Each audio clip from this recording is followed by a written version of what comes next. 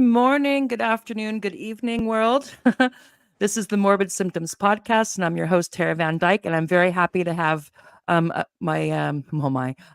friend of the show, sometime guest host, contributor, Artless. Good evening to you. Hi.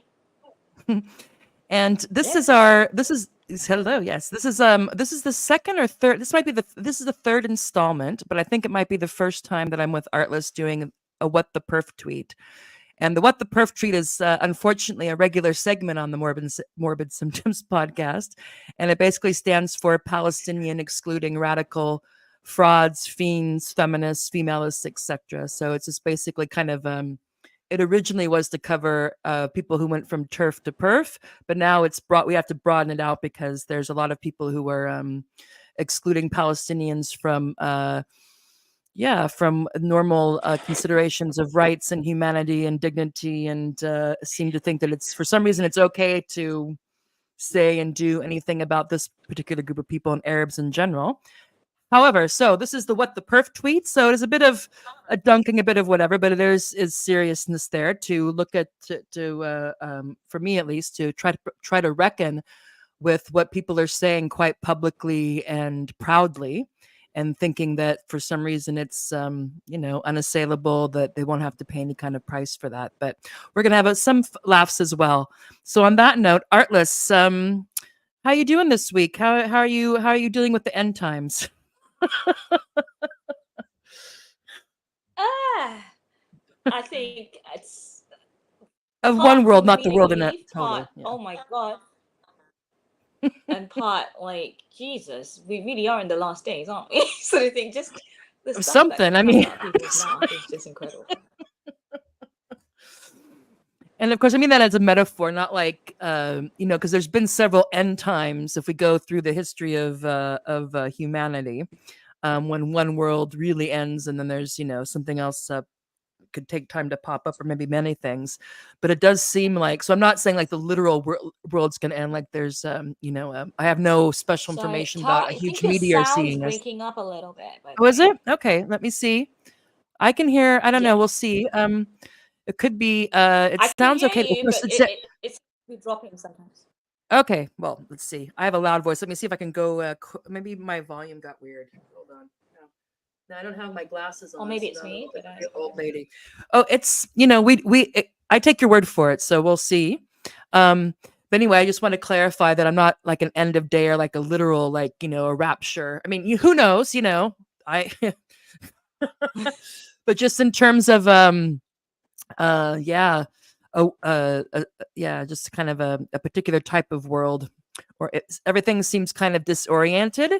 And even though it's probably the same for you, I don't want to speak for you, but like my regular daily life is fine. Like I can go to the store, and my kids are going to school, and I can watch Netflix, and I can, and there's things like I know things are going on, and I see things, and of course the prices. I know this, but like in my so far, like on the street, it's not, and in my house, it's not affecting me materially, but psychologically, it's um it's really weighing on me. So I don't know how it is in your neck of the woods, if it's still kind of very distant, even though it's happening. yeah, I mean it has felt somewhat distant because there's a lot of other things that are going on the ground in my neck of the woods. We've got a really incredible high cost of living crisis going on. The Mm, exchange rate is like going absolutely mad. So there's a lot of mm, real life issues for people as well. But ironically, I was in the second city about a couple of weeks ago, and what was really odd to me was um, there was graffiti of Gaza in that second city.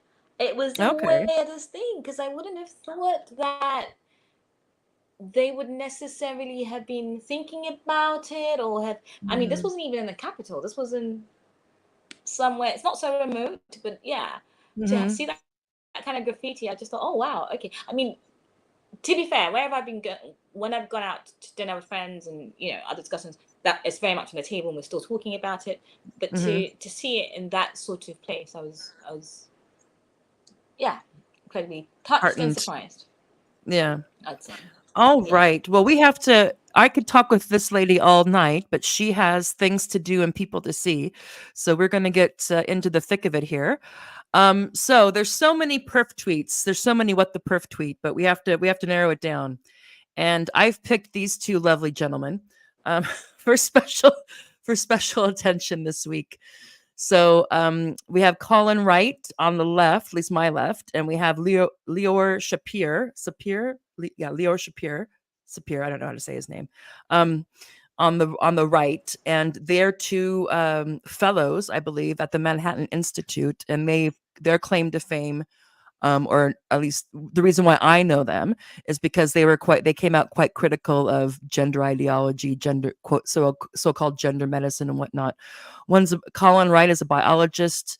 Leor, I'm not sure if he's political scientist, or I'm not sure what he is. He's not a medical doctor, but he's something in social science. I don't know if it's political science. I want to say political science, or maybe political history or something like that. And anyway, they have. I want to spend a little bit of time on them because from the very beginning, from like the moment anybody heard about October 7th, they have been, on my mind, just repeating any kind of Hasbra that and what I mean by that is basically propaganda.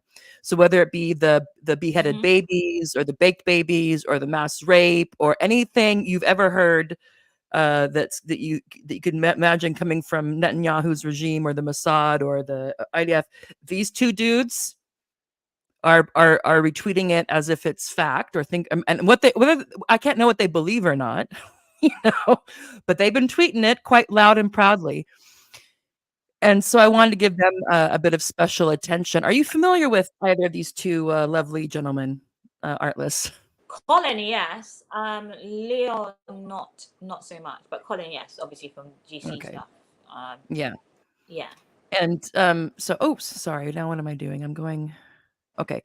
So yeah. Anyway, I'm not going to show all of his tweets, but if you go to Colin's swipe right Twitter or X thing, and you can just do a keyword for Israel, Palestine, Palestinians, Gaza, Hamas, and you will, unless he's purged it, which I don't think he has, you'll get an idea of him. And this is my theory of Colin, and I know this is my total speculation is.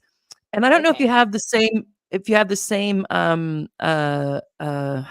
idea about cops, police officers where you're at.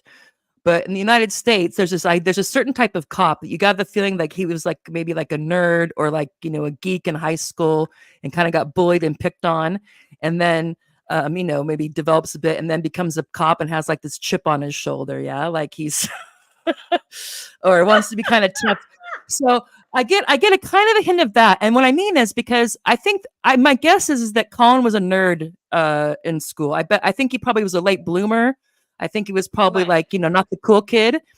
And he comes, and then he's a biologist. That I don't know if it's evolutionary biologist, but his focus was on bees. So his studies has been on and that's cool. We need to know about bees. I'm not knocking bee biologists here.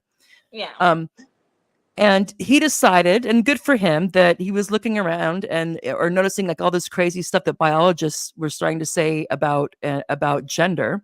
And so he came out and was basically like, no, there's two sexes. It doesn't change. And we all know that, like, basically like, no, intersex is not a different sex. And he would just keep on like, calmly just being like, this is not good.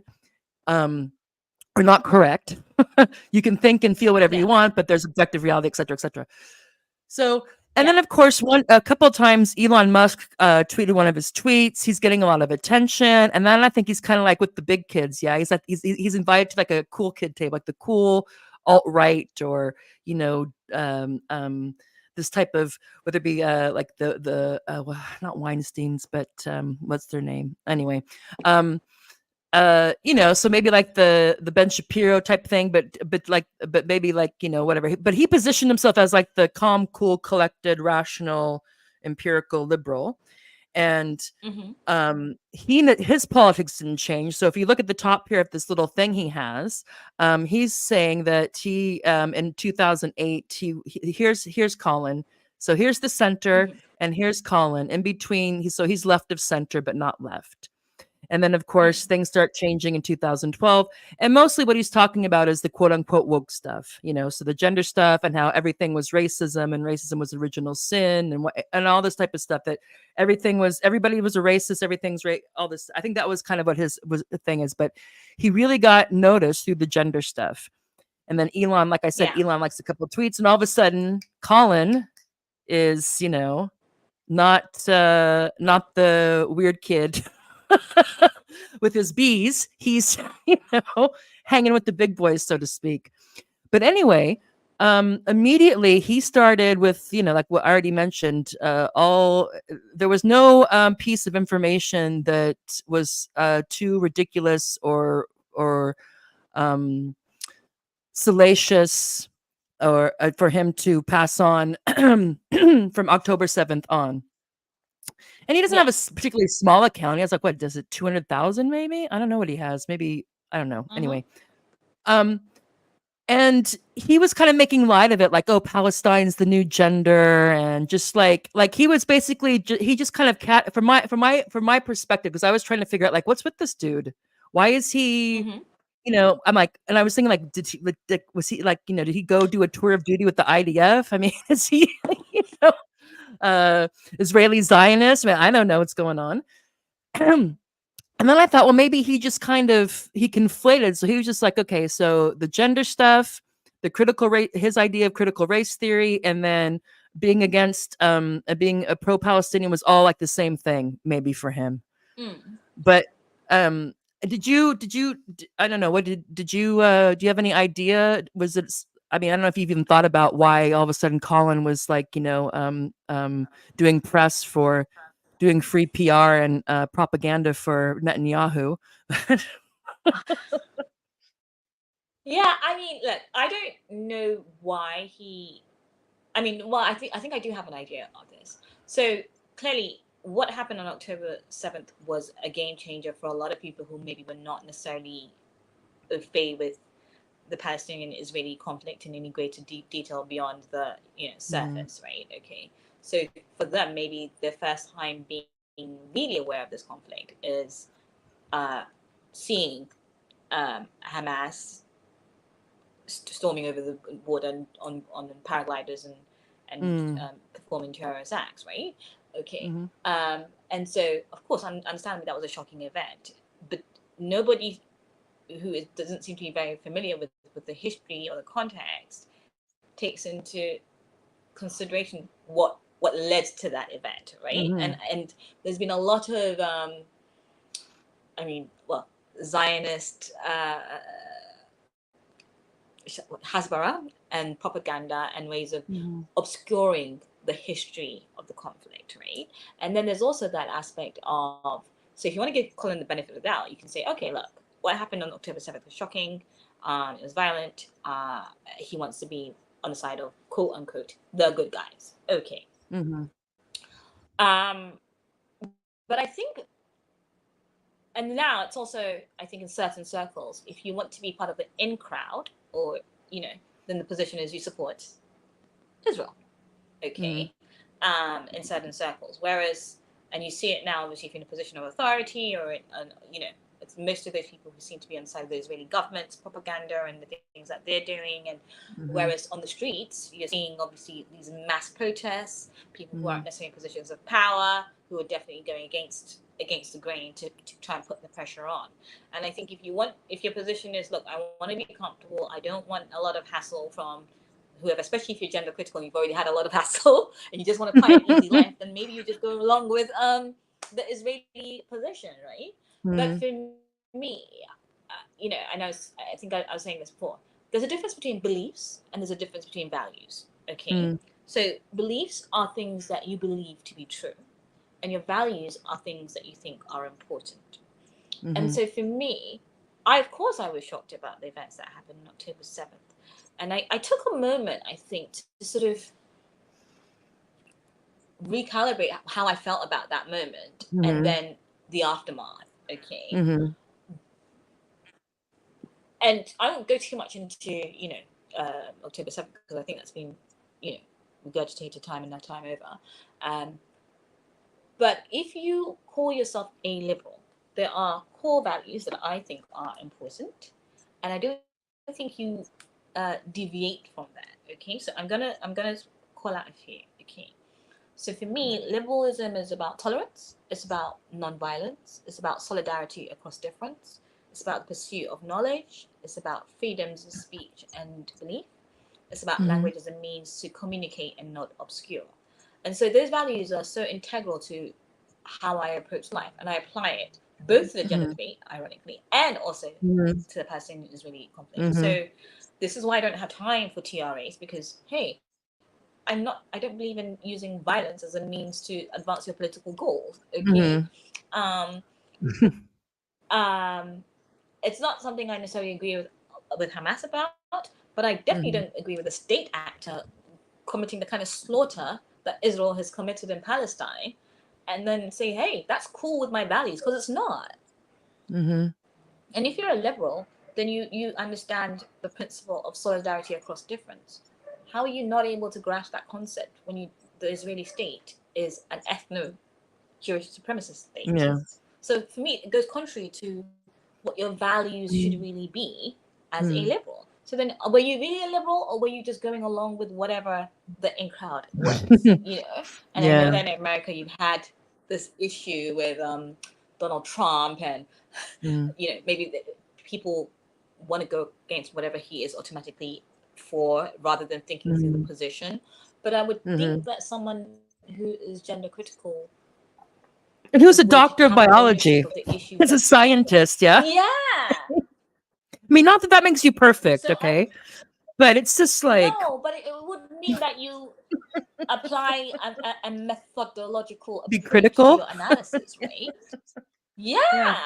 And I'm just not seeing that Skeptical. in his A hefty approach. dose of skepticism, especially when it's the state and people who are not Yeah. neutral actors who have an agenda. I mean, it was just, and I want to just to stop you for a second because I think it's important because liberal can mean different things in different places. So there's like liberal versus conservative in Yeah. terms of like lifestyle. Yeah. And then there's like liberalism, like political liberalism that goes back like what into the like the 1700s or something. I can't remember, like Thomas Paine Yeah. and all these people.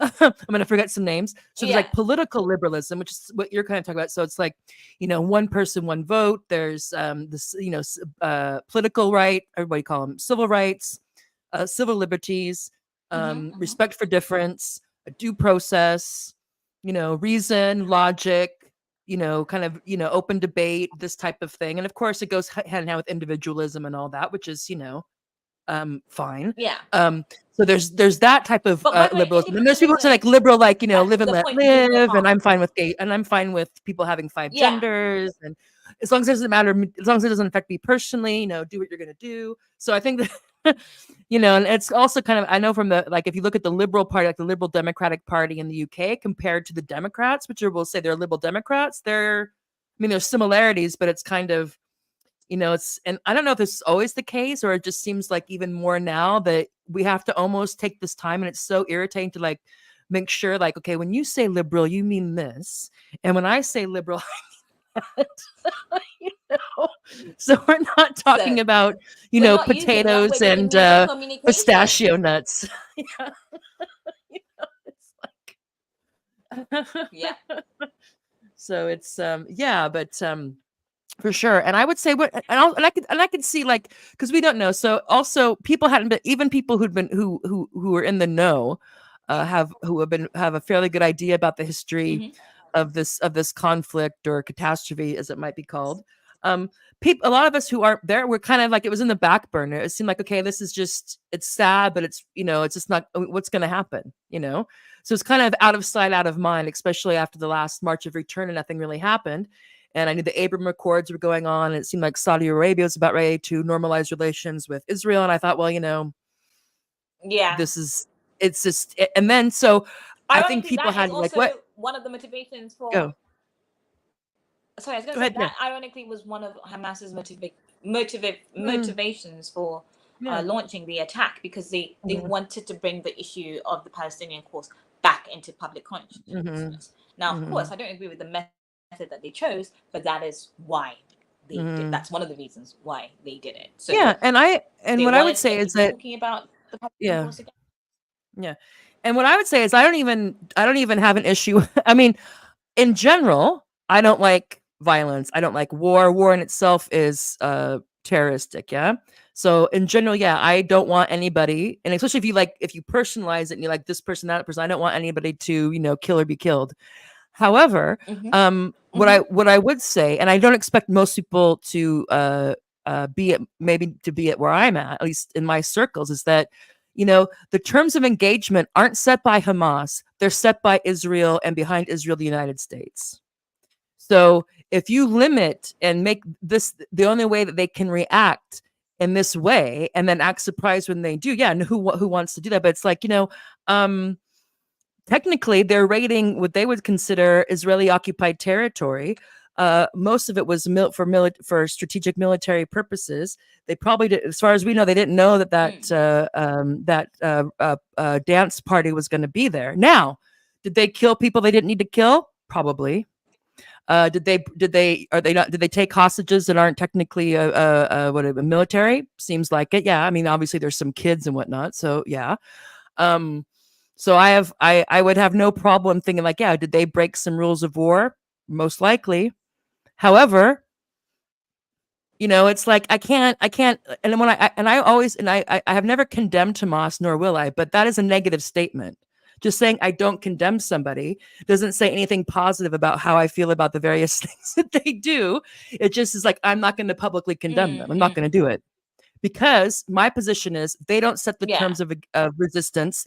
The other side does. And I'm fine with, if you want to look at the individual level, but if we don't look at the individual level, it's like why is there a Hamas in the first place? Why is this type of group necessary? And again, not that that's an excuse for people if there's individuals in that organization that have committed crimes, and I have no problem with them being held to account at all. I don't think it's a type of thing. But again, I realize that most people aren't going to necessarily come to it that way, and this has been a process of over 20 some years for me, so it's not a new thing. But with going back to Colin, it's like here you have a person. He's obviously intelligent. He has a PhD in biology. He's not, and let's give him the benefit of the doubt and say, okay, it was shocking. So he sees what's going on, and he just, for whatever reason, just accepts the story, the narrative that's coming out of Tel Aviv or Jerusalem. And he just accepts this. Okay, then you get 1 week, 2 weeks, 3 weeks, 1 month, 2 months, 3 months out of it. You start seeing what's going on. Also, if I don't know what kind of bubble he's in, he would probably say that he likes to say that other people are in bubbles, but he's probably also in a media bubble because, as we know, people took the slings and arrows, alternative media, and some not so, and also have taken the slings and arrows to question these allegations that were coming out of Tel Aviv. And so we know now it's like the babies, the mass rape. Must be in a bubble to regurgitate. Sorry, I was going to say, he must be in a bubble to regurgitate without any form of challenge Israeli Hasbara. Like, yes, you are in a bubble. Sorry, just had to say that. No, but it was because it wasn't just because I could say, because I agree with you, because especially there are people that I was following, that I took, whose position, especially on the gender stuff, I learned a lot from. I'm not a biologist. I mean, I know what a woman is, but I'm not like, the ins and outs of all the stuff with, so the chromosomes and this and the that and the gametes and whatever. And I'm like, okay. And also with Wesley Yang and other people who will get to him maybe in a different episode. But it was just like, so I thought, okay, well, let's see. The dust will settle. It'll calm down. Maybe some other, but no, it just was consistent with him, and still to this day, as far as I know. So yesterday, or was it the day? Yeah, I think it was yesterday when he put out a revised chart, because he wrote this before, and this is the tweet that Elon liked and retweeted and kind of really boosted him. Right. And now he's added it, even like so now that he's totally on the right, and the left is totally away from him. And so he's like, my political journey. And basically what this thing is saying, that he stood still. liberal democratic left of center values and reason and value of reason and science and debate and all that stuff, that hasn't changed, but the left has changed. That's what's changed.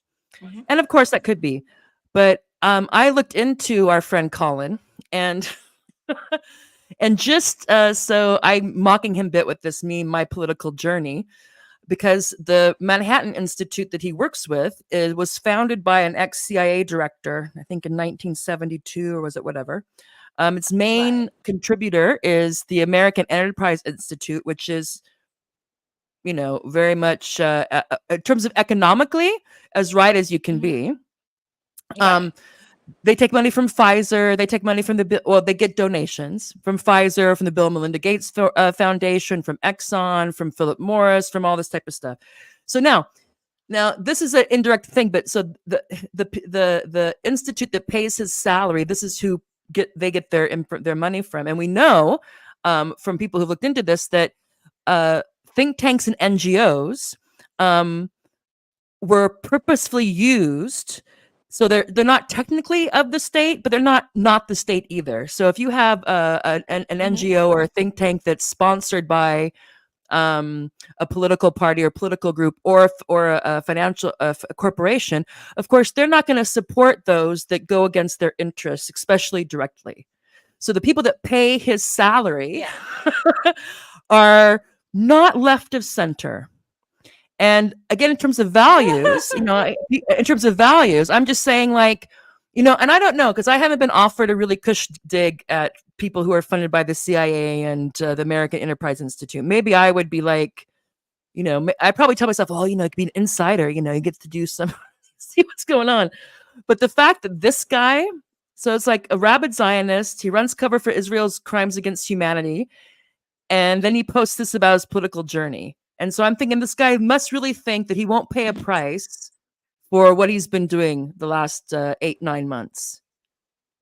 It's just like, I thought it was pretty funny. And a friend of mine, an ex follower, not ex follower, but a follower on X, mentioned, like, I wonder if this institute's like some sort of CIA cutout. And I thought, I'm just going to do a little thing. And it gets a bit difficult because the Manhattan Institute doesn't have to publicize where they get their money, but the people who look at what corporations and wealthy individuals and foundations, they have to write where they have to declare where they get what money they give, and that's how this is found out oftentimes. So you get this type of thing. So I don't know. I'll leave it to the viewer to decide if somebody who works for the Manhattan Institute, who was sounding like an IDF spokesperson since October 7th, and an institute that was founded by a former CIA director and is largely funded by the American Enterprise Institute, Pfizer, ExxonMobil, whatnot. I'll leave it to you to decide if he's the one that has stood still since 2008 politically. I say bullshit, but that's just me. He's been through a journey for sure. Let's put it that way. But I don't know whether he's really deviated that much from. I just think if something is a value to you and you think it's important, and your values, hopefully they shouldn't change. Other things around you change, but the things that your values should be like your principles, right? You stand on that. If you don't stand for that, then what do you stand for? You know what I mean? Yeah, they're just kind of hobbies or guidelines, or like, oh, I don't know. I was just like, because I hadn't thought about him for a while, and then I saw that thing, because I don't follow him anymore, and I muted him for a while too much, and then what? Go ahead. Yeah, it's just like what you just said. Like, clearly, his employers have an influence in the way that he tweets, maybe nowadays, and also possibly the way that he thinks. Right? They influence how he sees things, because at the end of the day, if he doesn't say what they necessarily want, I don't know whether he'll still be employed by them, shall we say? Well, he certainly isn't going to say something that's going to get him fired. Diversity of thought. Yeah. Well, I would say is that he's. I don't know. Yeah, I mean, they're fine with all the stuff. They're fine with all all the propaganda that he's been putting out since October 7th. They're totally fine with that. you know, and other people at the Yeah. institute participate in it. And I think they like retweet each other's bullshit, and it's fantastic. It's a team building thing, I think. Yeah, but I guess the thing that I find baffling about his tweet as well is, if you're gender critical, a lot of it is about stating the truth as you see it, going by the facts on the ground, and especially as he's a biologist as well. Of course, it's got nothing necessarily to do with the Palestinian issue, but clearly a lot of the stories that have emerged from the Israeli side have been a lot of kotzebue, hasn't it? It's been lies. And those lies are being proven every day to be lies, whether it's from the UN report that's coming out, the UN High Commission report, or it's you know, even the Israelis themselves, they've had to revise their figures, because I seem to remember that when October 7th first happened, the numbers were higher, 1,400, 1,500, I think it was. Now the numbers settled at 1,200, which is still, you know, an appalling figure, but you know, there's no doubt in my mind, and I would say any sort of reasonable person who is examining all the facts, not just what one side is putting out, that there have been a few porkies told by a non-credible state actor, because this isn't the first time that Israel has told lies about what it does in its conflicts with Palestinians. So that should definitely put you, as any form of scientist, should definitely put you noted skeptic. You need to interrogate the hypothesis. Yeah. I just don't see any of that. So yeah, I'm not. So if you're not doing that, then clearly you're coming from an ideological basis. If you're coming from an ideological basis, then how true are you to your values as a liberal? Because the whole point, one of the values of being the pursuit of knowledge. So yeah, you're not pursuing knowledge here, are you? You're just regurgitating what you've been told by your paymasters. That'd be a guess, or who knows. Anyway, so that's Colin, and I would recommend anybody who wants to they can do a little search of his Twitter or X account, and just do an advanced search and just do the keywords Gaza, Palestine, Israel, IDF, Hamas, and enjoy or not. I mean, I don't know. It's a lot. Having said that, okay. I think Colin. I was going to say Colin's probably a lot better than the other Colin Wright. We're not talking about him today, but yeah, I don't know whether you've seen his tweets either, but yeah, it's. Oh yeah, else. But yeah, moving on to Leor.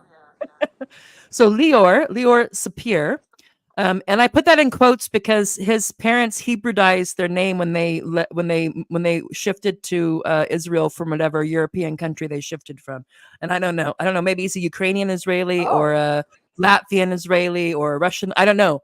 But that's why I have it in quotes, because Leor pissed me off. And once you piss me off, you get the quotes. Anyway, I have to have. So the Babylon Bee and Seth, what's his name? The guy who owns the main, either like the main owner or the co-owner of Babylon Bee is just a fun fact, because these are the things we have to know now. Is an Ashkenazi Jewish person who converted to Christianity. So he's a Jewish Christian Zionist. No, he's a Jewish Christian Zionist. So let's just keep that in mind. Okay. The Babylon Bee guy. Right.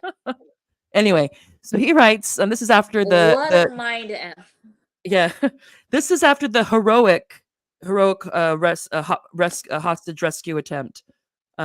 When, as far as we know, the IDF presented themselves as aid workers or aid delivery people and went into the refugee camp in northern Gaza and just went on a tear, and supposedly they saved for the purpose of saving hostages, what they said, and they saved 4, killed 4, and wounded at least, they killed around between 200 and 300 Palestinians and wounded maybe close to 1,000 more.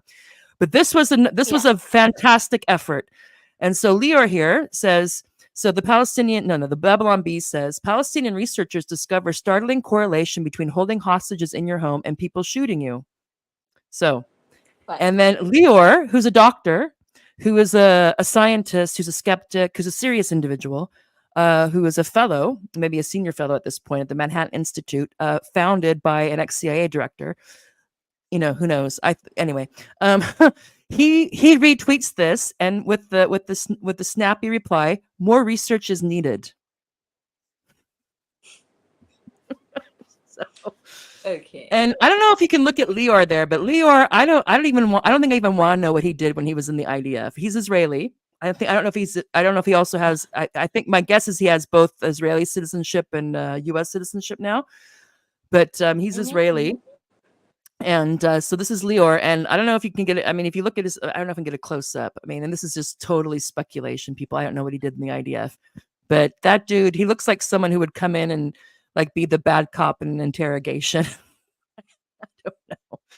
Anyway, so let's He see. definitely gives me KGB vibes. I just Yeah, think of no, KGB yeah. as like the ultimate in scariness, right? So yeah. Yeah, I mean, so he wants more research is needed, which means to kill more people, basically, is what this is. Let's see. We still need to know. It was basically what he's saying, all right. So let's see, what did I do? Oh, did I just do that one? Oh well. Okay. So I was a bit irritated.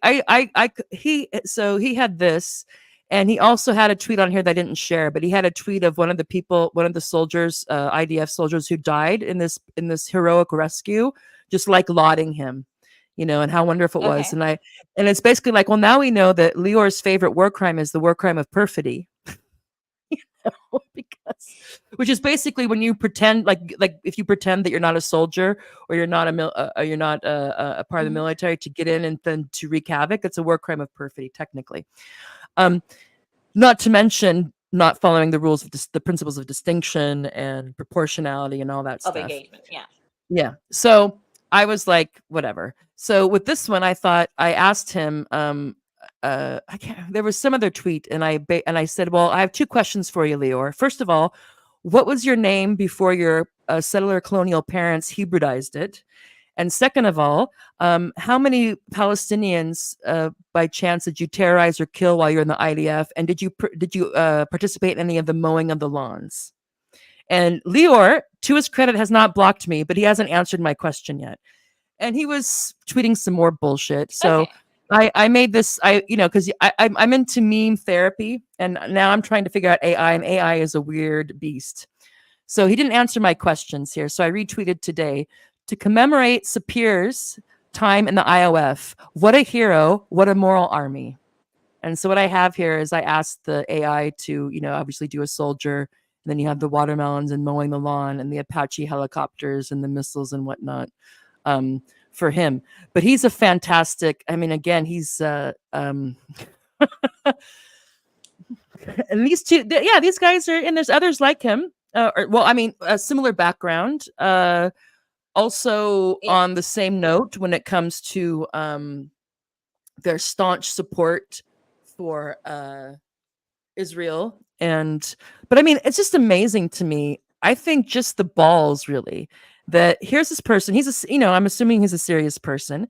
He's a doctor of something. He's become well known on the gender thing. He's a senior fellow at the Manhattan Institute, and tweets that, and feels and obviously thinks that it's never going to come to bite him in the ass. And when someone challenged him on our friend Moinia challenged him on it, he called her a grifter. I'm like, who's the fucking? Sorry, I'm trying to curse less. Who's the grifter, CIA dude? Who's the grifter? Who pays your lovely salary for the really important work you do at the Manhattan Institute? He doesn't have to worry in today's climate about repercussions for that kind of tweet. Okay, you are more likely to worry about repercussions if you've said something like something in reverse about that favors the Palestinian side, because that will easily get conflated with Hamas's position, or Hamas, which is a proscribed terrorist organization, or designated as such by the United States, and yes, I think by the UK as well, actually. So of course that makes whatever you say, you need to be very careful how you couch those terms, because you could actually get done by the law or by your employer without repercussion for saying anything that could be deemed supportive of the act. And so many times people are not even taking the time to discern, I love that word, discern, between empathy for the Palestinian position and Hamas's acts. At the end of the day, there are civilians who are living in Palestine.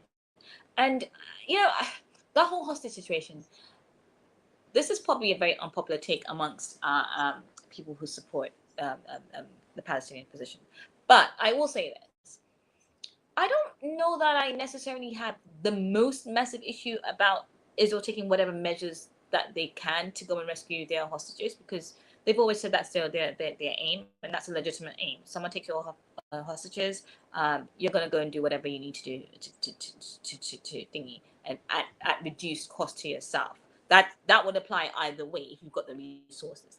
But having said that, the reporting that's followed on from that, and weighing up the costs and weighing up the fact that Israel's supposed to be a state actor, you do have to bear in mind that the number of casualties that we're talking about, 274 people for 4 hostages. Is that really? And then what about the rest of the other hostages? And what about, and I think the issue that I had with that whole issue as well was, one, Israel disguising themselves as civilians to enter Palestinian territory and rescue the hostages. Sorry, are you not the people who've gone on and on about how Hamas used civilians as human shields? But here you are replicating these acts, which will, of course, make civilians a target. Are you okay? Like, how do you not see the contradiction there? Because I don't care is my thing. I mean, I think that, yeah. And what I would say is that, yeah, you can get this idea that you can do whatever you need to do to get hostages back is not true. People can do that, but legally, it's not the case. And not that people don't break laws left and right, but in terms of even any city, any place where there's a hostage situation, there's some sort of institution that's set up for that. They have things that they're supposed to do, how to handle it, whether it be a precinct or a state or a government or a military or whatever. So the idea that if somebody takes a hostage, you can do whatever you want to get them back is not true. You can, they can do that, and they can sell it politically as of course it is, but it's also that we know, and that Hamas, as far as we know, has been making overtures since practically October 8th, wanting to do prisoner exchanges. There's a reason why they took hostages. Yes, it's because historically the only way they think they can get their people out is to take hostages. So I would say that with the human shields thing is that it's kind of like the I think there's two things. Is that when you have a heavily populated area, it's impossible for them to do everything they do with a big bullseye on their head and away from anybody. It's just a ridiculous expectation. But also, I know you know this. I'm just saying this for people who watch now or later, is that if you look at where Israel puts its so-called hard targets, a lot of them in the middle of Tel Aviv. If you look at how they use the settlements, which are families, yeah, it's part of their security apparatus. Those are human shields as well. If you look at the conscripts, why they sent 18, 19-year-old girls and young women and young boys, hardly trained, and they use them. And then when they get caught or captured or killed, all of a sudden it's like, oh, look at what Hamas is doing to our young kids. It's like, okay. And the fact that if not for save the fact that we are continuing to do what we're doing until Hamas releases the hostages, it's a pretense, So it's like okay, we're going whole hog in Gaza because of Hamas and because of the hostages.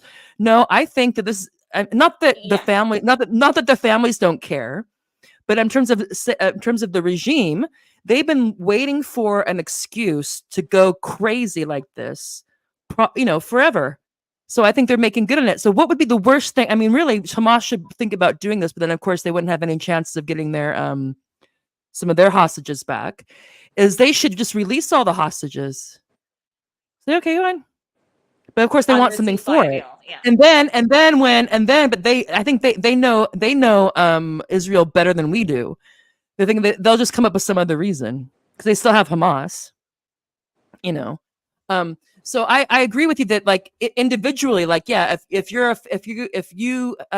someone you know or care about is a hostage someplace, then you would want to be like, they should do whatever they want, do whatever they can to get it back. But there's a reason why we have rules and things for doing that. So, yeah.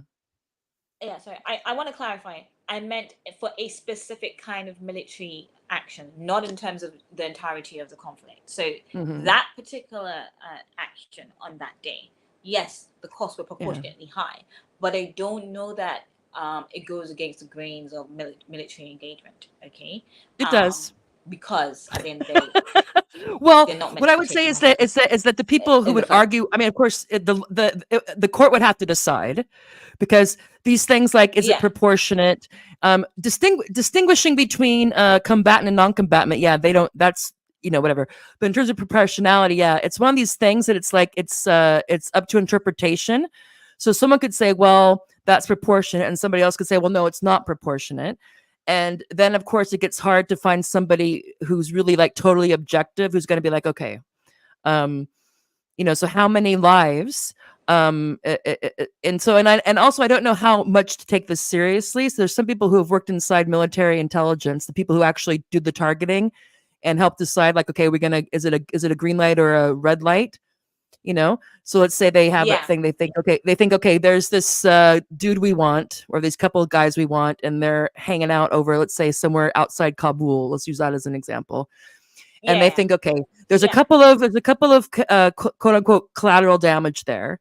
But like, okay, we get 2 of these guys, high value targets, and maybe we end up killing, 10 civilians. That, from what these people say, they said that would be fine.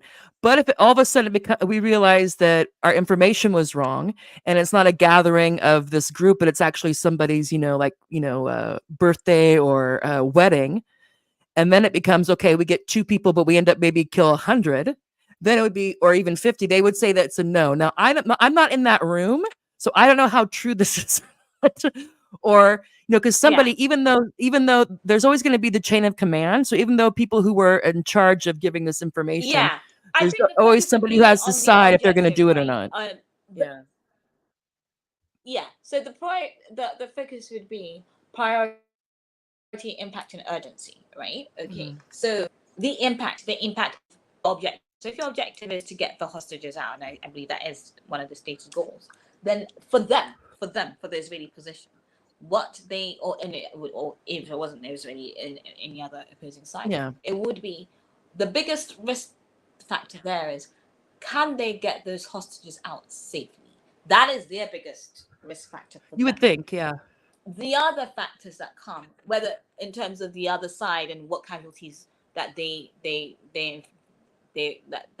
inflict upon them, that is a secondary consideration in terms of what the main objective is, and what their priority is, and what their stated aim is, and how they measure that success, right? Okay. So if they'd gone in and the hostages had ended up dying, then it would have been a complete failure. Okay. Because then you've gone and killed people, and then you haven't even got your hostages, when you could have got all of them under a peaceful ceasefire. Okay. And it's still a problem, because at the end of the day, yes, they got the hostages out, but there's half, 4 out of 8, wasn't it? Now dead. Yeah. Sorry? I think it was, they were trying to get 8 and 4 died, I think. I think they got 4 out of 8. Wow. So there you go. So that's where it becomes an issue of mixed success, especially if you're aware that there was a previous ceasefire deal on the table, which would have allowed them to get all these hostages out without these casualties to their own side. So that's the calculation really that they should be making, to be honest. But the severity of what they did to go through. I mean, everything about this mission sounds very stupid to me, honestly speaking. They went in during the day, which of course, Saturday, a market day. I mean, who authorized that mission? It's totally stupid from a perspective for your own soldiers, before you even get to the casualties that you're by all means going to. I mean, unless they thought they were going to be able to escape with these people with no one seeing them, it was always going to have a high probability of risk. They knew that anyway, because they were going into territory that was hostile to them. And once they got caught, it was always going to come with a lot of casualties. They made that decision, and they knew that they were making a decision. Now, if you look at the bombardment that the Palestinians were facing from air, from land, from sea, it was just a massacre. That's really what it was. Well, and I don't know Um, enough about what happened, because from what I gathered, and again, this is I don't know if this has been confirmed or not, but they just basically got there and just shot up the place until they got to where they felt they had gotten intelligence. So somebody tipped them off inside there, where the yeah. hostages No, were when being they were held. getting in, they were fine. Yeah, But it was when they were yeah. leaving that Hamas caught them. So they caught the first lady, Noah, or whatever her name is, the first hostage. And I think there weren't Okay. any problems there. They managed to eliminate the people who were Mhm. holding her hostage. And that was a quiet retrieval, for want of a better word. But when Mhm. they got the other three guys who were in Mhm. another location, yes, um, that's when the situation went left, because by then Mhm. Hamas had become aware of their presence and were obviously Mhm. fighting them back in order for them Mhm. not to get away with the hostages. Now, Mhm. I always say, unfortunately, Israelis are cowards, especially when it comes to this issue with thingy. They're all good with dropping a bomb on someone from however many Mhm. feet, but they're not very good at hand-to-hand combat or any of that stuff. So clearly, they couldn't deal with the Hamas fighters, and Mhm. so they Mhm. they got aerial support, they got naval Okay. support, they got Yeah. land support, and they had all the, and then they just Okay. that's on their way out, okay, because Out. Yeah. they were trying to, they've been busted, they needed to get the hostage Mhm. out, and Mhm. they didn't care about the way they would get them out as long as they got out. No. So No. Yeah, and I think that this is yeah, I mean, in term yeah, so I think that the it's also the fact that that seems to be established that Hamas has been willing to negotiate, and we know this from there was a couple of hostage exchanges in, I think, November. Was it November? And then all of a sudden that was like, no, we're not going to do that yeah, anymore. They weren't going to, I don't know if they didn't want to incentivize it, or what the deal was, but they yeah, didn't want to do that anymore. So yeah, so anyway, I just think that, of course, if he want, I mean, and he's Israeli, he was from the IDF, fine. I could see holding these views privately, and even like sharing them with your, like, your friends and whatnot, but to put that online is just like, in a way, to say like, oh, it's we really need more callous. research. It's It means we need definitely to kill very, more very people. Like, callous. more people holding hostages need to be killed, and then we'll figure out if Yeah, they pick up on that or not. yeah. And when And I think the other yeah, thing that I want to so talk it's just about, eh, crazy. And then I looked into him more, and I'm like, dude, this is starting to make more sense to me. yeah. The Perhaps other thing his I want to say in relation to holding more hostages and doing all the stuff that he's talking about, I'm just remembering. Do you remember a while back, some Islamic terrorists, I think, took over a Moscow or Russian a theater in Russia, Beslan it was. People were at the theater and Well, they here's held the them thing about together, and that then is Russian that forces. Russia, yeah, but I just want to say that ISIS, as soon as this happened, Ukraine and the EU and the United States were saying it was ISIS, but Russia has never agreed to that. They Yeah, think that there I might have think been they were. people who, It was yeah, but their own, yeah, Russia's own homegrown terrorists. I don't think they were ISIS, but they were. yeah, Russia's always had or issues they're with Islamic affiliated, or who knows separatists. what, who paid who knows. Yeah, But so so it two of doesn't them were necessarily even captured necessarily going who at they trying to were. escape. In Okay, but just one more Yeah, thing before you finish your story is that, and the and I world don't, I at think, that point, yeah, go ahead, go and I was ahead. going to say, the world at that point definitely said, yes, Russia got some hostages back, but the means and the measures that they used were excessive, right? Okay, and so I'm just wondering why there's just not even a hint Oh of wait, that Heartless, in I'm sorry, I'm preparation. sorry. Are you talking about the thing that happened a few months ago, or the thing that happened like a few years ago? No, a few years ago. Okay, I'm sorry. A I few was years ago. confusing it with another event. I'm sorry. Yeah, go ahead. Now I was confused. Now I Oh, get okay. you. Go ahead. Yeah, yeah. I think that the issue was, it was called Beslan. Beslan, it was the Beslan Okay. crisis. I mean, In I Chechnya or don't have something, all the or details yeah, in me. I'm just. yeah. I think it was Chechen separatists who went into that theater and Mm, took people who'd gone to the theater okay, yeah. hostage, and eventually the Russians stormed in and literally killed pretty much a whole host of civilian hostages plus the terrorists Hmm. as well. But ultimately, Hmm. was the measure great? I remember it being debated ad nauseum about Hmm. whether those forceful measures were really needed, and if more negotiations could have. Whenever there's a deal on Hmm. the table, that's not the way to go, is my opinion. Yeah. Yeah, unless you think that especially when someone's you ready know. to. What I would say, unless you have good reason to think that someone's about ready to do, Um, like, like to kill everybody and take everybody out with them or something, and it's kind of like we have to go now. We're not going to save yeah, anybody. Then that would make some sense. But like you're saying, if there seems like there could be like that something could be worked out. But yeah, I don't. Yeah, I agree. But we know that hypocrisy is everywhere. So how a country or how especially in foreign policy, how I'll just use my country as an example, how the United States responds or characterizes one act. It depends entirely on where their interest lies at the time, if they think it was, an okay thing to do or a necessary thing to do or not. So it's yeah, but I thought, and when you first brought up Russia, I thought you were talking about, because it was a few months ago when there was some concert. I think it was in Moscow though, or maybe it was attacked, and hmm there was I don't know if there was like 4 or 5 gunmen or something, and as soon as this happened, almost hmm the United States and when I was saying, oh, it's ISIS, and the Russians were like, yeah, we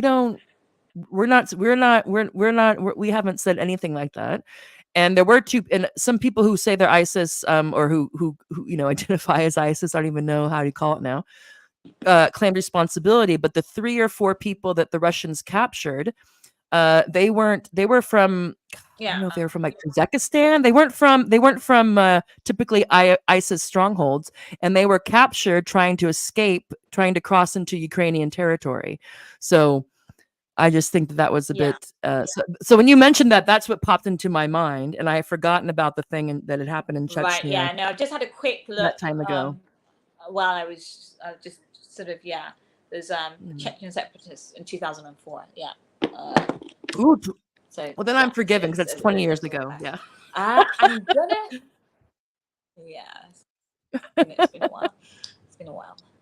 And just even looking at it now, it's just that, yeah, it's been described as one of the deadliest hostage retrieval issues in history, and it's like, yeah, of Hmm. course it was. And I remember it attracted a lot of condemnation, even though the Russian objective supposedly was met, but they end up losing a lot of their own people, Hmm.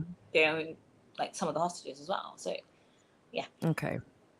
So now yeah, we're gonna leave Colin Wright and Leor Sapir. I think that's how you pronounce it. I'm not good at New Hebrew, or Old Hebrew actually.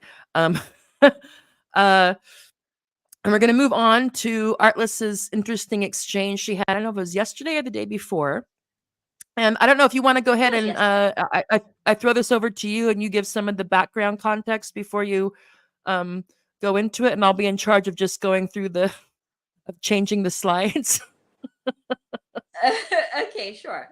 Um, well, I guess last week, two GC young ladies who are quite well known within the GC movement decided to attend a rally in support, Gender organized, shall we critical, say, yeah. by Tom.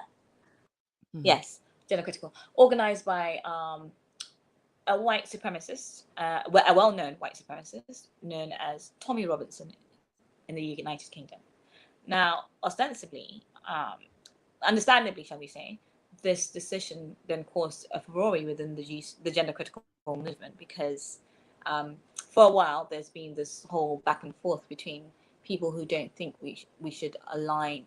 They don't think the gender critical movement should be aligned with the right in any way, shape, or form. And by that, they don't mean just the far right, they mean the right in pretty much all its forms.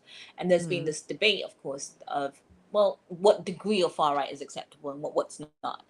Um, and so I think personally for me, I consider Tommy Robinson to be beyond the pale. So definitely he's the red line. No one should be hanging out with him on any Mhm. front. So I was genuinely shocked when I saw that they'd gone on that protest. But I didn't want to jump on the bandwagon at that point because, um, firstly, and this is probably the first time I've actually touched upon this, but when you're a black person within the gender critical movement, there is sometimes a lot of tokenization. And it's Mhm. really important that you have agency to voice how you feel about the things that you want to talk about. I obviously believe that sex is real. I think it matters, and that's why I'm a part of the gender critical movement. It doesn't blind me to the other aspects of the GC movement that I don't particularly like. The ethno-nationalism, some of the crazies, some of the more some of the more conservative people who just absolutely hate trans people. But it also doesn't make me want to join what we call the socialist feminism or the SOCAS, the SOC fans either, because SOC fams, socialist feminists, socialist feminists, SOC fams, who've also, I believe, tried to dictate the way the movement has evolved. And I mean, I believe, and they also think that UK Labour is going to come around for some reason. Yeah, and I didn't think that their approach, all evidence at to the the time contrary, when they were having issues with KJK, was the wisest approach, because at that point we had, and we still have, shortly maybe to not be anymore, but a right-wing government. So of course we'd have to talk to the right if we wanted to actually get policy in place. So I didn't think that was a sensible tactic. But trying to carve out that space where women claim that we are an autonomous movement, not caught between the left and not caught between the right, but just genuinely fighting for our rights, that space seems to be hard for a lot of people to carve out, right? Okay. And so if you are, especially if you're a person of color, because every side kind of wants to have you on to use you as the face and say, look at me, Gov, I'm not racist. I just really don't want anything And so it's really important that you find agency within that space to articulate your position. Okay. But within that space, it's obviously really important that you don't align yourself with a white supremacist, because it's darn stupid. Okay. So I have grace for autonomy. I have grace for carving out your own space and trying to have agency within this movement and not be a token of either side. But you must know that when you decide to march with the white nationalist, a man who's been convicted for assault, a man who's been convicted of stalking, a man who's had negative things to say about bisexuals, about lesbians, about Muslims, take your pick. His bigotry is worldwide. Yeah, and for our readers, and I would just say for people who aren't familiar with Tommy Robinson, I call him kind of a Mad Lib Mein Kampf, because it's basically, you could think of like the most the most anti-Semitic stuff that someone from early 1930s would say, and just take out Jew and put in Islamic Muslims, especially Muslim men. I mean, he talks about this Islamification of England. We have to take our country back. We have to save our children from the rapists and the this and that, whatever. I mean, his scapegoat is clear. But for Muslim immigrants and and British Muslims, it would be a utopia. It would be a utopia in Britain. I mean, he really is the Mad Lib Mein Kampf, just for people who don't know who Tommy Robinson is. And he's like 5'7", but he acts like I mean, I think it sounds like we just made up this caricature, but he genuinely is what Tara is describing him to be. Like it's there are no it took me all of like 5 minutes to figure this out, because I was like, who is this rando? And I did like about, well, maybe not 5, maybe like 10, 15 minutes of research, and I was like, okay, yeah, I know everything I need to know about this dude. Yeah. And so for me, I won't be marching or handing out pamphlets with him. Yeah, I mean, it's a basic 101. Don't go marching with this guy. Number one, it's not in your own interest, and number two, like, it's tactically he hates you. Stupid. He hates you. That's number one, and number two, we are probably going to have a Labour government within the next month. How credible do you think your course will be if you've been marching along with someone who is considered beyond the pale, even by the Conservatives? Okay, yeah. This is the most tactically stupid thing you could do. That's number one. Are you saying it wasn't about two-tier policing? Yeah, I mean, so you'll have to explain that too. This idea that it was about two-tier policing. Yeah. Which is so important that nothing else matters. Yes. So of course, So there was this huge furore that they'd gone marching with this person, and by the way, I should add, at this rally that was organized by this man with a well-known history of bigotry, children were seen marching along going, "Who the fuck is Allah?" There was a huge banner called Londonistan. Okay. I mean, it was as fascist as you could get, honestly. I know there's been a lot of debate about that word, but that's exactly what it was. It was a fascist rally.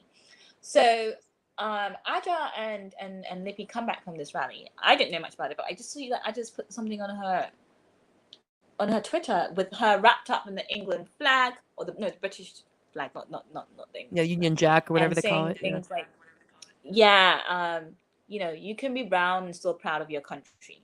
Okay. So then obviously it now emerges that this picture was taken at this rally. But when the furore starts, we were told, oh, they only went to that rally because they were against two-tier policing.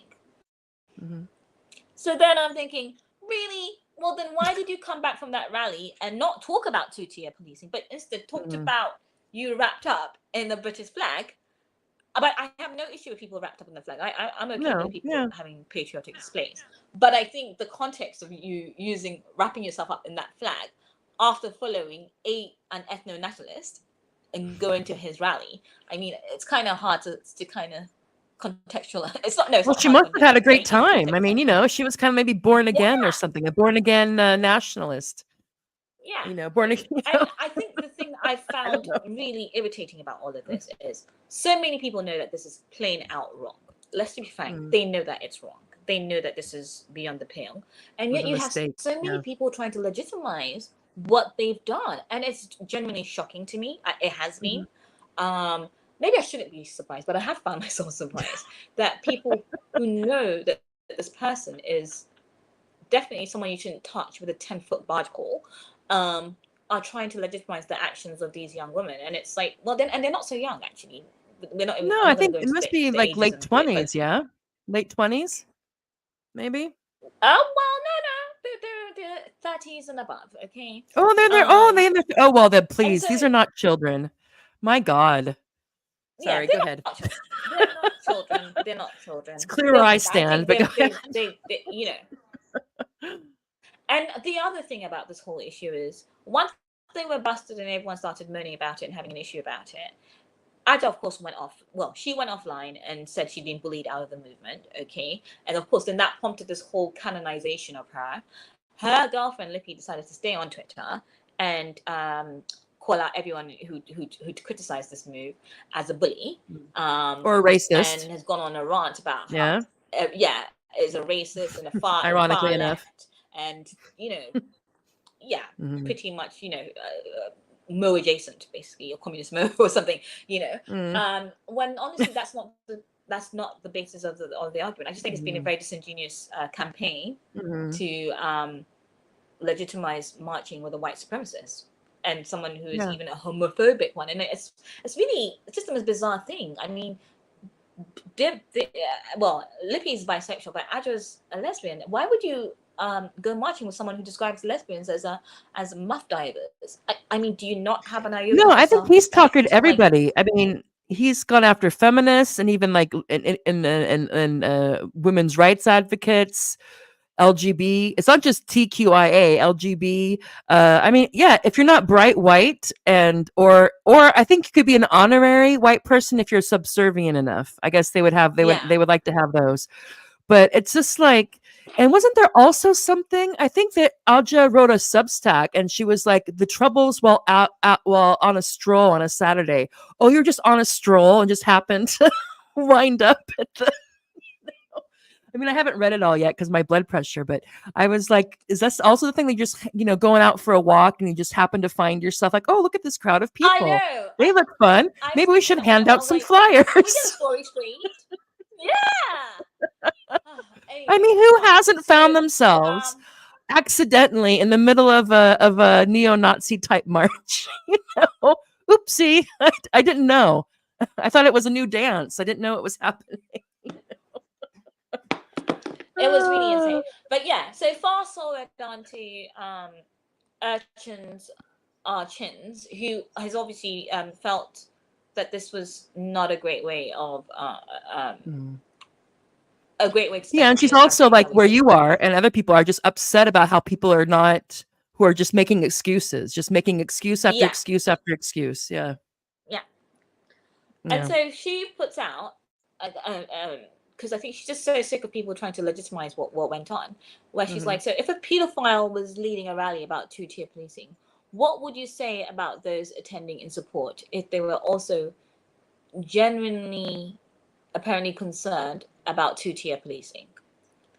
And I think obviously she's mapping that out to, if you're following Tommy Robinson, who in her eyes is as bad as a pedophile, is that still okay to go marching with him if you agree with him on this one thing?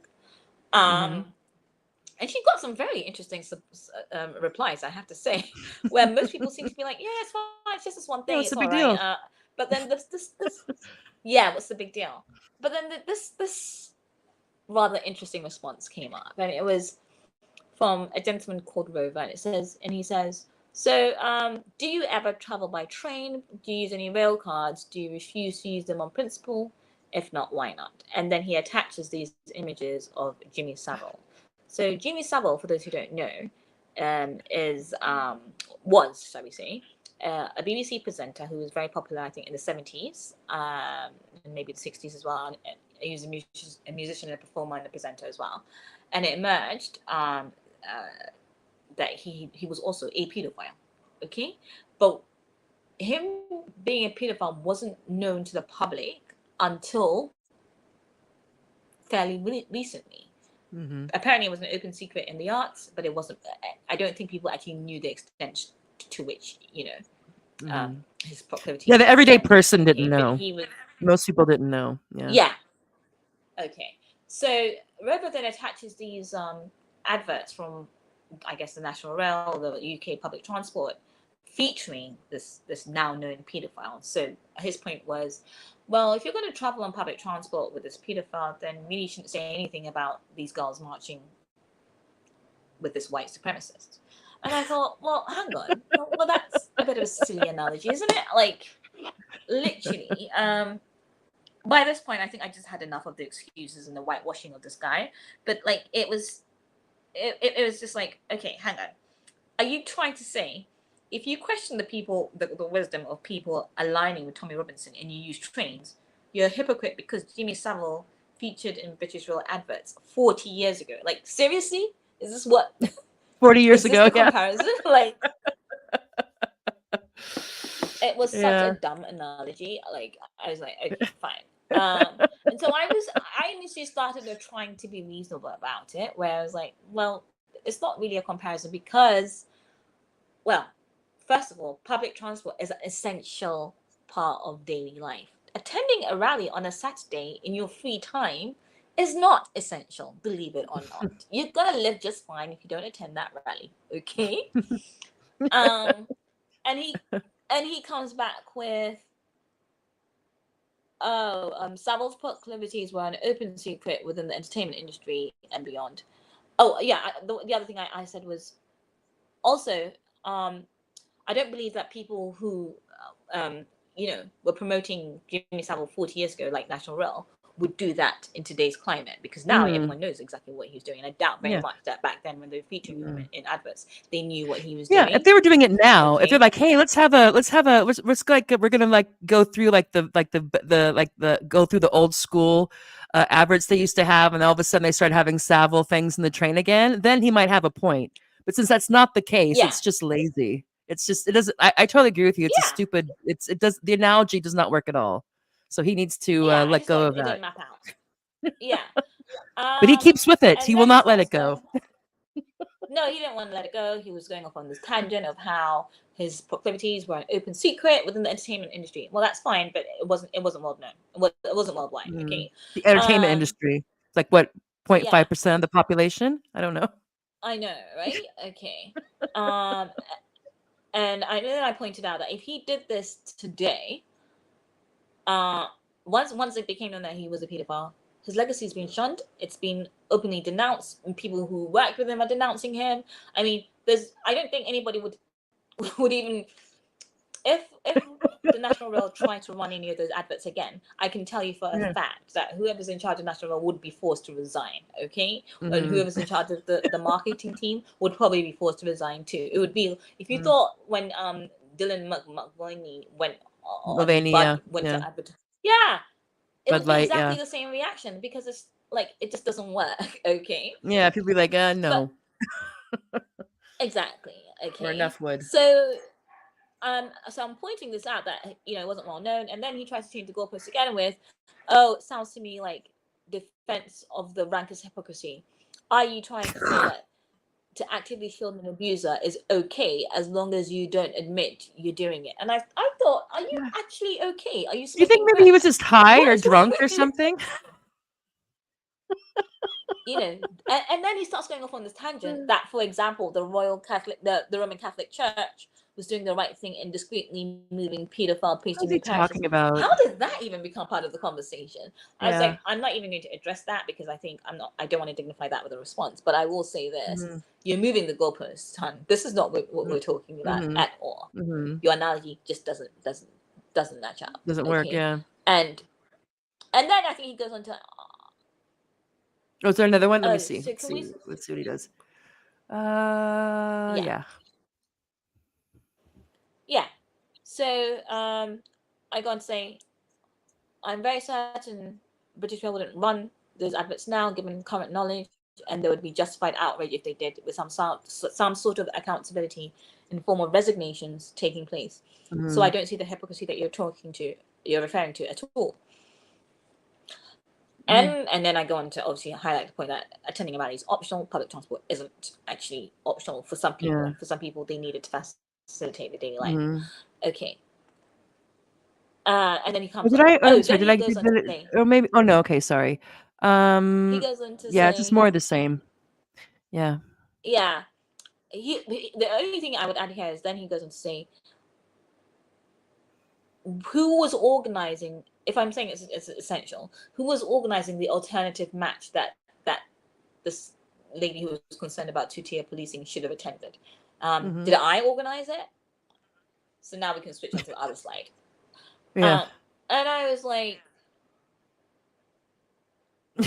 I didn't organize a rally. Okay, that's true. I didn't organize anything. But by the way, I will say this. I've been working in the gender critical movement for a while now with different parties across the sector. Okay, my work in DC World is already known. But so, by the way, is Agile and Lippies. Okay. I've done podcasts with them.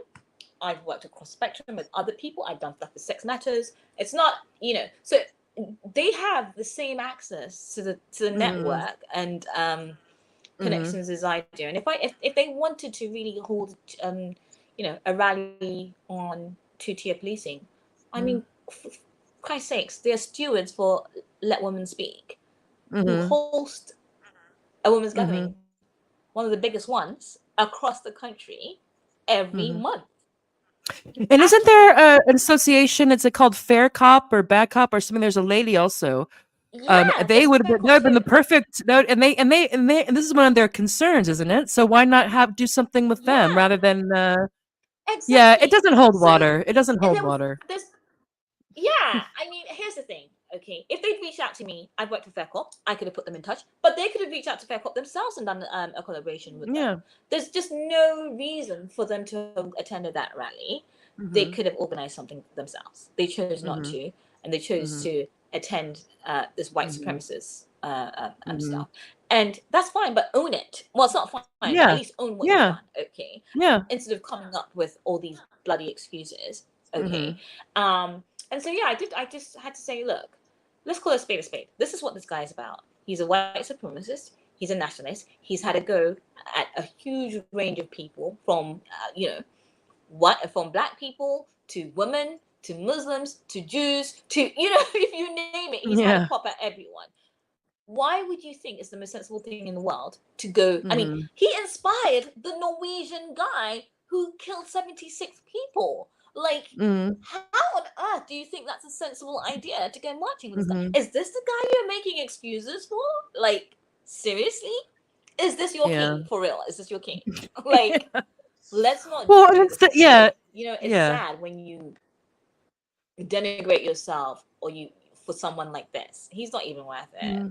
I just thought it was ridiculous, and I just thought, no, I mean, and bless you for taking the time to I mean, he kept on going with it, so maybe, you hopefully wasn't totally just trying to be a bad faith actor, but it just doesn't make any sense. I mean, so here's this guy who everybody in the UK who isn't under a rock knows what Tommy Robinson is about. It's not a secret. And these women are not stupid. So if they want us to believe that they really thought this was just about two-tier policing, they're lying to you. It's like, yeah, they're going to have that, but it's just like, what his whole thing is. He's not shy about it. He just, every day he's talking about the Islamification and having to take our country back and saying the most vile things about whatever his coterie of scapegoats are. It's not a new thing. And like you mentioned, Andrew Breivik, that guy who killed all those people in was it Norway? Yeah, Norway. A couple, Yes. was it 6 years ago? He was inspired by that because he was, Yes, it was he had Norway. probably had a screw loose, but he's like, yeah, I need to save my country. I have to save my country from these hordes. It's like, I mean, fine. And if this two-tier policing is such an important issue, and the only person who could ever have a rally about it of any significance is Tommy Robinson and the other associated groups, which is bullshit. There are other groups who have been quite concerned with the whatever you want to call it, the politicization of the police, the ideology, the pride flags, all this stuff. How there seems to be, again, two-tier, which is like two different sets of rules. It's not that like there's the only organization that's doing it, so that's also ridiculous. And the idea that he wants to say like, well, you're being a hypocrite because you would still go on a train, even though 40 years ago they had an ad campaign with a guy we found out 8 years ago was a pedophile. It's like, what are you talking about? And it's like, why? And it's just psychologically, unless he's just being a troll, unless he's just being a dick, which is possible. I But mean, just I don't want to go that psychologically, far because I do know him personally, but I okay, just thought it was rubbish. I thought what he was yeah. saying was rubbish. And I thought, look, But dude, why does he need I to think you believe need to that? take a step back. It seems like he needs to believe that. He needs to have this pretext for not having to be okay with whatever all the stuff that's going on, it seems. And it's like, well, you could also just not weigh in on it. That's also a possibility. You don't have to, or you could, or you could be like, okay, yeah, mistakes were made, but let's not lose sight of the big picture or whatever. But to make excuses for it, I mean, to me, it's just because. I mean, Go personally, ahead. for me, yeah, I was just gonna say, I personally wasn't gonna make too much noise about it, not because I agreed with their actions by any means whatsoever, but because I didn't want to add to whatever the pylon was. I didn't want to give soft femmes even more of an excuse. I had my thoughts about it, and I just thought this was a very bad move. I think I made one comment where I didn't reference those two at all, where I was like, it would be a tragic mistake for the GC movement to align themselves to this guy, and then I kind of just left it there. But increasingly, the justification was just getting on my last nerve, because it was like, guys, then they're trying to gaslight you about it. Yeah, it's just like, what? Yeah. And at some point, you just have to be like, no, look. And it's you, and you're the problem. Like the people who have an issue with him are the problem. It's like, okay. And the irony was, literally, as I was responding to Roval, literally the day before that, the Conservative Party had literally expelled one person from the party for associating with Tommy Robinson. That's the Conservative Party, who presumably share some of his concerns about immigration and how the rule of law sometimes favors the left and things, and they don't want anything to do with this guy. So why do you guys think we should have anything to do with him? Do you not read the room?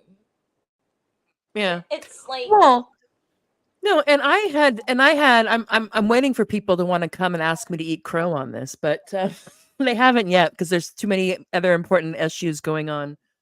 But there was a couple of times when I defended Kelly J. Keane and her and the whatever you want to call it, the ultras, or because there was the Soch femmes who are and here's the whole thing. It was like, they tend to be kind of, more highly educated. They talk like they are, and they're basically like, look, ladies, we know how this works. We have the theory, we have the approach. So you should just kind of, follow our lead.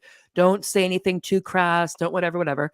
And you have Kelly J. Keane is the person that most people associate that. And she was basically like, I'm just going to be very direct, and men aren't women, women aren't men.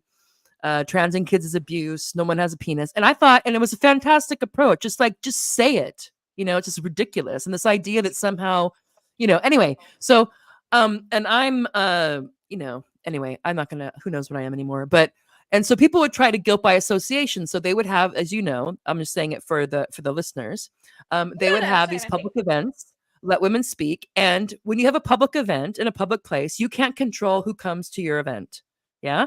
So every once in a while, someone, and there's people, and there was probably internal and personal beefs before this whole thing even kicked off.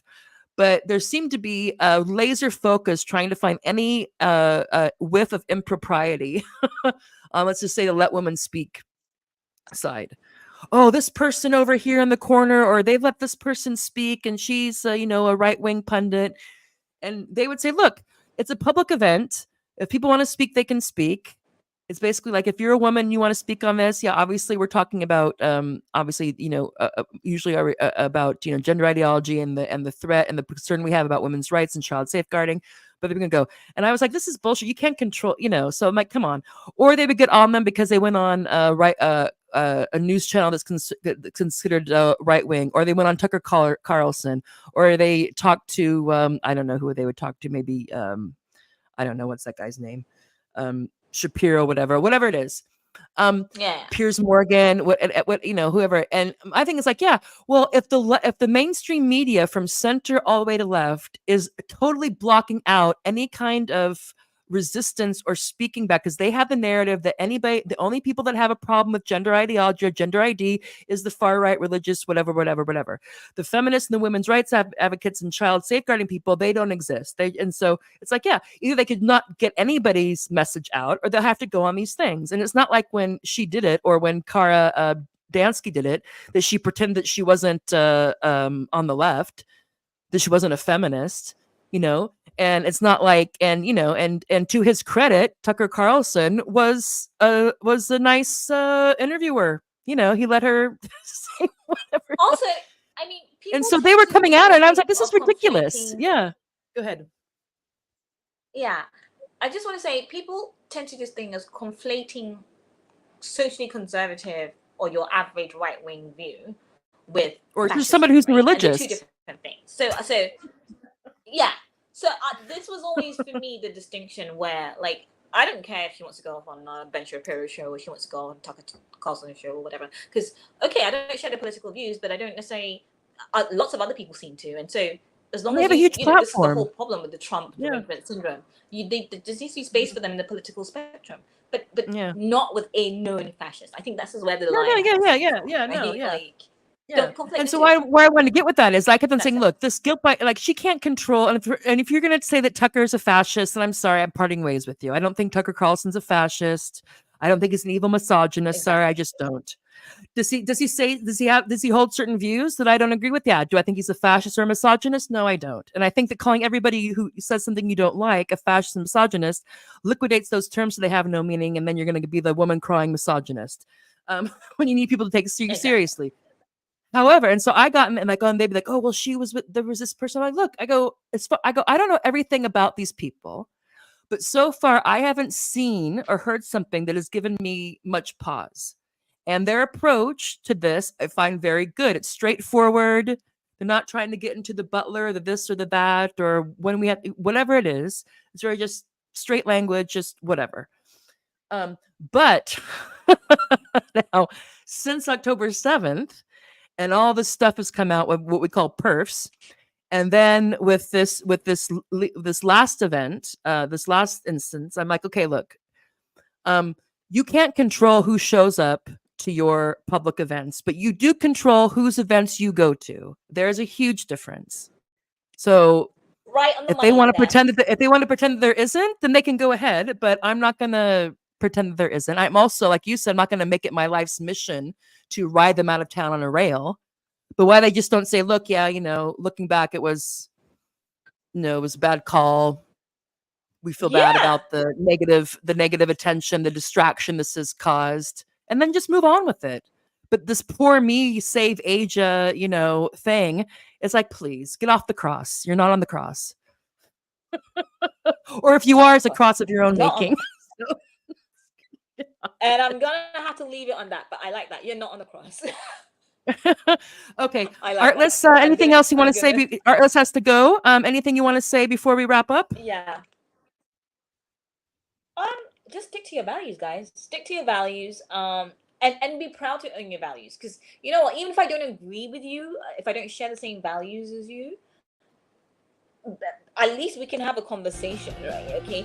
But it's the weaving, the diving, the ducking, and you're not sure which one it is. Is it today you're this, tomorrow you're that? Like, I just find it so mind-boggling, literally. Yeah. So yeah, the key point is just stick to your values, and be willing to publicly talk about or defend the things that you hold in view. I get attacked for supporting Palestine. I could give two hoots because I'm very clear about why I support it, and I'm happy to answer any questions about why I support them.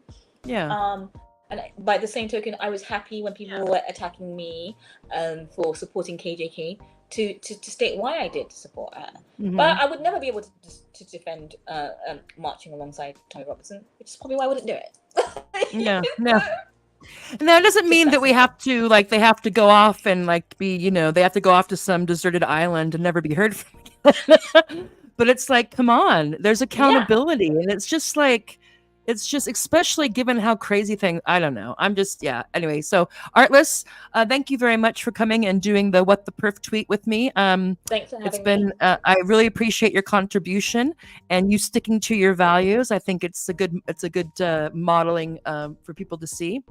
And how also we can have our moments where we don't totally disagree, but you notice that we stay friendly and don't, like, you know, accuse each other of every ism and ist and obia that there possibly is, which is also cool. So thank you again, and I will see you next time.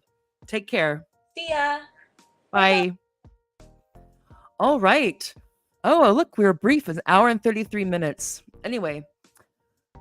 For all those who have tuned in, thank you. For those who watch later, thank you. Please consider liking and subscribing. It helps us. And if you really want to be a supporter of our up and coming podcast, you can buy me a coffee or subscribe to the, what is it called? The Substack or the Patreon. And, you know, who knows, maybe I'll get a nice backdrop or who knows what will happen. Anyway, I appreciate everybody who tunes in. I want to thank Artless again. I really enjoy her coming on. I think it's excellent, makes for excellent content, for lack of a better word. So take care, everybody. I'll see you next time. And this has been the Morbid Symptoms. And tomorrow we're going to actually have a live stream. LA Tony's going to be back. He's going to be talking about the trend he's noticing in the LA area of more younger people, so, you know, late teens and 20s, starting to attend church again. We're going to talk about what we think that might mean. But until then, see you next time. Take care.